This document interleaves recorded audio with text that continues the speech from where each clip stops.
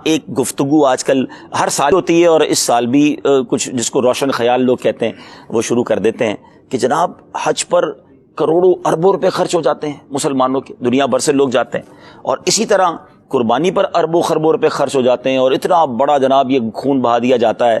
اچھی بات ہے، نیکی ہے، اچھا اس کو سینیریو ایسا وہ ریپنگ ایسی کرتے ہیں کہ یہ نیکی کی بجائے کسی غریب کی بچی کی شادی کرا دی جائے، کسی کا علاج کرا دیا جائے، کسی کو راشن ڈلوا دیا جائے، کسی کا گھر چلا دیا جائے۔ تو یہ ہر سال اس طرح کی باتیں ہوتی ہیں۔ تو سب سے پہلے تو میں ناظرین سے یہ عرض کروں گا کہ ایسی باتوں پر ہمیں دھیان نہیں دینا چاہیے۔ جو لوگ ہمیں اللہ کے احکام کے مقابلے میں کوئی اور راستہ سجھائے نا، ہمیں وہ راستہ نہیں چاہیے۔ ہمیں قرآن و حدیث سے جو راستہ ملا ہے مسلمان کا کام اس پر چلنا ہے۔ اور اب لاجیکلی اگر آپ سمجھنا چاہتے ہیں تو چلے میں لاجیکلی بھی کچھ باتیں عرض کر دیتا ہوں۔ جی، پہلی بات تو یہ ہے کہ یہ تمام باتیں کبھی کسی بہت بڑے سپورٹس ایونٹ پر کیوں سامنے نہیں آتی کہ جناب اتنا بڑا کرکٹ کا میچ ہو رہا ہے یا اس کی اوپننگ سیریمنی اور اینڈنگ سیریمنی پر اتنے لاکھوں کروڑوں روپے کی آتش بازی ہوگی، تو یار یہ آتش بازی کی بجائے کسی غریب کی بچی کی شادی کرا دی جائے، کسی کا علاج کرا دیا جائے۔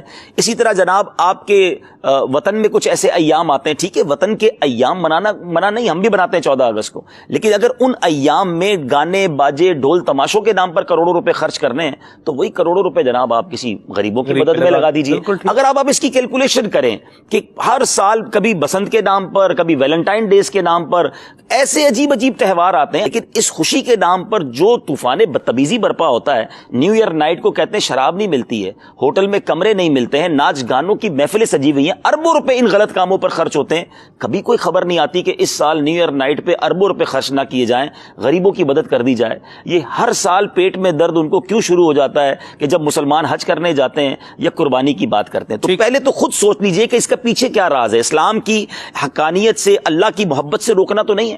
اب میں دوسری بات کرتا ہوں کہ قربانی کیا یہ پیسوں کا ضیاع ہے؟ یہ ذرا غور کیجئے گا ناظرین۔ اگر اب لاجیکلی معاشرتی طور پہ قربانی ہماری معاشرت کو کتنا بڑا بوسٹ دیتی ہے۔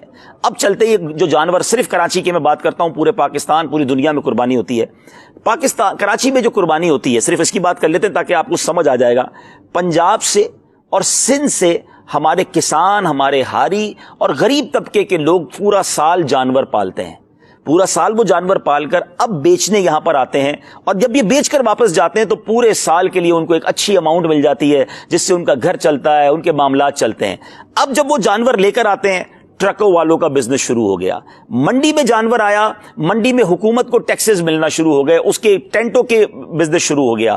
اب جیسے یہ جانور شہر میں آئے، چارے والوں کا بزنس شروع ہو گیا، کتنے چارے بیچنے والے، گھاس بیچنے والے، ان کا کام شروع ہو گیا۔ جیسے ہی قربانی کا وقت قریب آیا، اب کسائیوں کا کاروبار شروع ہوا، کتنے ہزاروں کسائی ہیں جن کو ان دنوں میں روزگار اور اچھا روزگار مل جاتا ہے۔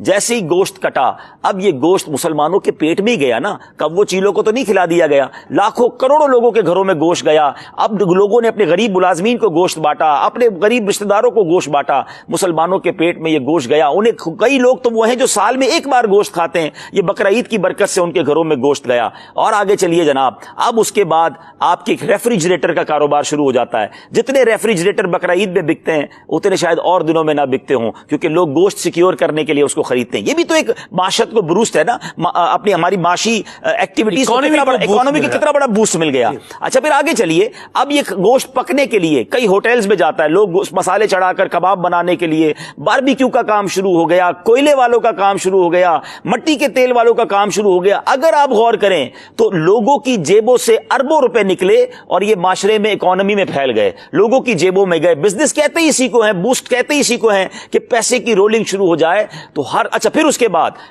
جانور کی کھالیں، آپ دیکھیں چمڑے کا کاروبار شروع ہوا، لیدر فیکٹری شروع ہوئی، ملک کا ایکسپورٹ بڑھا، تو سبحان اللہ۔ اچھا پھر اس چمڑے کی رقم سے کئی مدرسوں کا کاروبار شروع ہوا، کاروبار سے مراد ان مدرسوں کا کام شروع ہو گیا، ان میں قرآن پڑھانا شروع ہو گیا، ان کے بچوں کو کھانا ملنا شروع ہو گیا۔ آپ اگر غور کریں تو ایک قربانی جو ہے سبحان اللہ، یہ ہمارے معاشرے کو، ہماری قوم کو، ہمارے ملک کو معاشی طور پر، اکانومی کو کتنا بڑا بوسٹ دیتی ہے۔ ٹرانسپورٹرز کو آپ دیکھیں، میں نے کہا نا کہ ٹرانسپورٹرز کا، ٹرک والوں کا، سوزوکی والوں کا جو کاروبار شروع ہوا، یعنی چھوٹے چھوٹے بچے، بعضوں کا ہم نے دیکھا وہ جانور کے گلے کا کوئی پٹا بیچ رہا ہوتا ہے، کوئی رسی بیچ رہا ہوتا ہے، سب کما رہے ہیں بھائی۔ آپ کو کیا پرابلم ہے؟ اللہ تعالیٰ نے ایک تو حکم دیا اور ماشاءاللہ سنت ابراہیمی ہم ادا کر رہے ہیں اور سب کو فائدہ ہو رہا ہے. الحمدللہ ایسا کوئی شریعت کی طرف سے حکم نہیں ہے کہ جس کے پیچھے کوئی ضیاع ہو. الحمدللہ یہ بینیفیشلی ہے.